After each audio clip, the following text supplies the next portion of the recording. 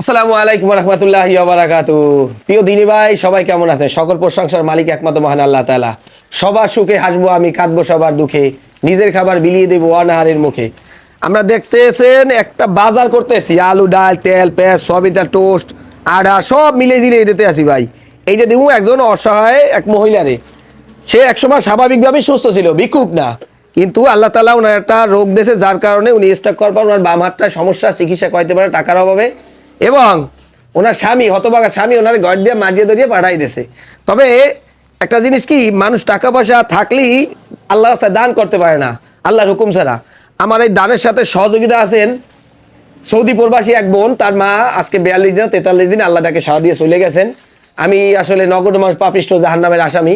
আমি দোয়া করি ওনার কবরটাকে আল্লাহ তাআলা নূর দিয়ে ভরিয়ে দেবে, বিনা হিসেবে জান্নাত দিয়ে দেও। আর এক ভাই আমেরিকা থাকেন, উনি কিছু টাকা পয়সা দিয়েছেন, এর সাথে সহযোগিতা আছেন। ওনার কথাবার্তা শুনে খুব মনে হয় উনি হক্কানি একজন আলেম, কিন্তু উনি পরিচয় দেয় নাই। বাড়ি আমাদের বরিশালী। আমি আসলে জানি না আল্লাহ তাআলা গাইবের মালিক, অন্তর্যামী, কোন উদ্দেশ্য নিয়ে দান করতেছেন, তার দানকে কবুল আর মঞ্জুর করে হোক এবং বেশি বেশি দান করার তৌফিক দান করুক।